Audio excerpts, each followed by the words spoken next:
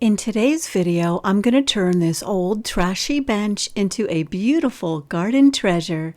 So I found this bench a couple years ago at a garage sale. The lady I bought it from told me that her late husband actually handcrafted it, and it was very special to her, so it definitely holds a special place for me too in my garden.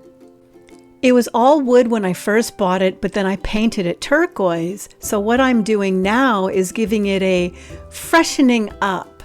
The paint faded and it got dirty and there was a couple little pieces of wood missing. So I fixed those and I decided I'm gonna give it a fresh new coat of paint and even paint some designs on it this time. Now for those of you who watch my videos, you know that I already painted this bench last year. You could tell by the thumbnail of this video and the opening picture that I did paint some little heart designs on it. I was going through my files today thinking to myself, what kind of video am I going to post today on my YouTube channel? And I came across all these old clips that I never showed you. So I figured I would just put them all together and show them to you now. For those of you who are new to my channel, you'll soon discover that I have a funky, hippie, kind of crazy style and vibe in my garden. I just love bright colors and things that are painted to make me happy. I currently have about 18 different painted doors in my garden, and I just recently painted a new door. Hey, there's always room for one more, right? So naturally, when I found this little bench at the yard sale, I knew it was going to be the icing on the cake and just what I needed in order to complete my little cottage garden area. I think it makes a perfect focal point for the style I was trying to accomplish.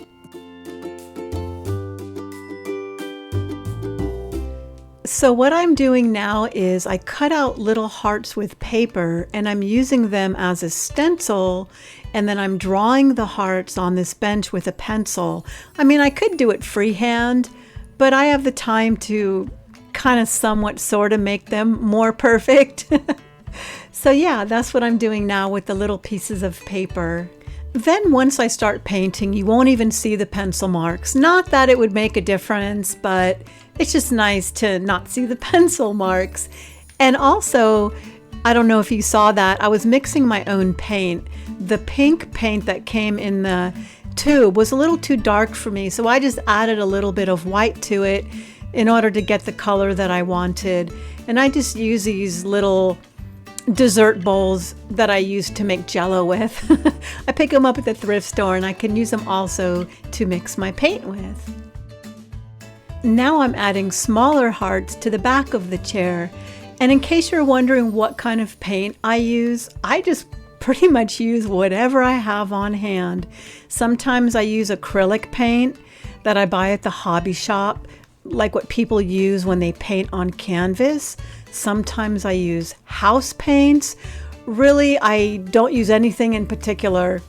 Eventually, it's going to be outside and it's going to fade and the weather's going to ruin it after a couple years, and it's going to eventually have to be repainted anyway.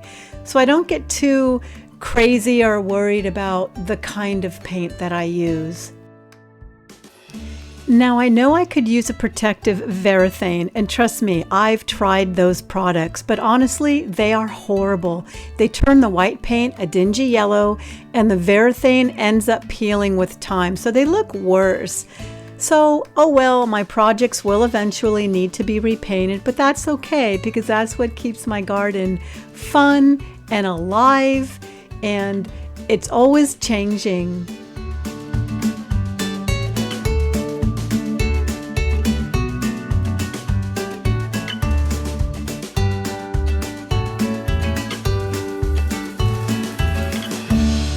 Thank you so much for watching my video. I hope you have a beautiful day in your garden too.